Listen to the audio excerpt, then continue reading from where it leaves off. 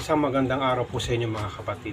Naparito po tayo ngayon para talakayin itong dalawang magigiting na mayor na kung saan lumalaban sa katiwalian sa ating bansa. So alamin po natin kung sino po yung dalawang mayor na ito na aking sinasaladuhan.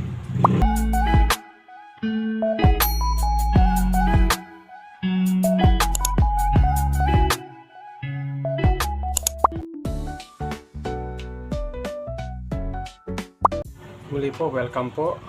Isa sa mga tatalakayan po natin ay yung mga nangyaring issue sa ating bansa. No? Kaya i-recommend ako po na ating pong suportahan ang ating mga leaders. No?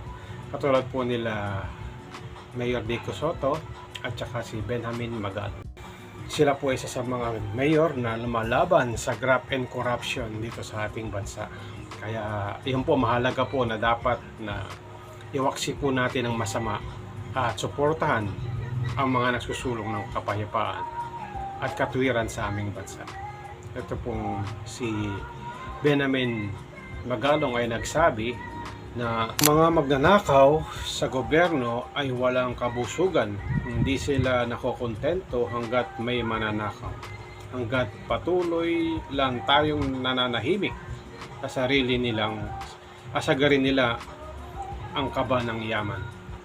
So makita natin dito, in-encourage tayo ni Mayor Magalong na huwag tayong pumayag na tayo ay nakawan ng mga tiwaling politiko. Kaya yan po, imbestigahan po sa Senado o sa Kongreso yung mga tiwali, yung mga magnanakaw sa lipunan. No? Mga ganit sa pera. Hindi makontento, walang kabusugan. Sabi nga nila, hindi masama ang pera. Pero ang pagmamahal sa pera ang siyang ugat ng kasamaan. Dahil sa pera, may pumapatay. Dahil sa pera, may nasisirang relasyon. No? Dahil sa pera, nakakahiwalay pamilya. No? At dahil sa pera, nagkakagulo ang bansa.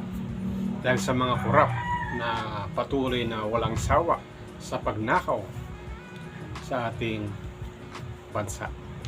May sinasabi din po si Mayor Vico Sotto na kung saan na isa sa mga mahalaga na dapat natin pagtuunan ng pansin.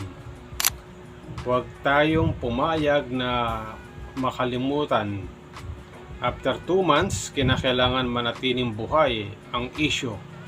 Kinakailangan makasuhan yung mga dapat makasuhan. On our end, we're doing our part. We're doing parallel investigation. We're assisting even national government agency. Ayon po kay Mayor Vico Sotto. Isa sa mga nagsusulong ng katwiran at kabanalan, kayusan sa ating bansa. Kailangan po maparusahan ang dapat maparusahan. Huwag na tayong manahimik. No? Kasi alam mo naman sa ating sa batas, di ba? Pagka mahirap ang nakasuhan, kulong agad. Pero kapag nasa may kapangyarihan o may pera, maraming mga dahilan, no? Nadi-deny ang katarungan dahil sa maraming nababayaran. Kaya yun po, ipanalangin po natin na dapat na magkaroon ng katwiran, makasuhan ang dapat makasuhan para maging babala sa mga gumagawa ng masama. Suportahan po natin ang dalawang mayor, si Mayor Benjamin Magalong at si Mayor Vico Sotto sa kanilang pagsulong sa katwiran at sa katarungan sa mga kapatid po natin na nangangailangan. Mag-pray po natin ang ating bansa na magkaroon po ng ang kabanalan, ng katwiran. Ang ating presidente ay bigyan ng karunungan. Lord, binibless po namin ang aming presidente, ang mga nanunungkulan sa pamahalaan na magkaroon po ng takot sa iyo, magkaroon po ng tunay na relasyon sa iyo. Katulad po ni Zaccheo, na ito'y nagkaroon ng pagbabago.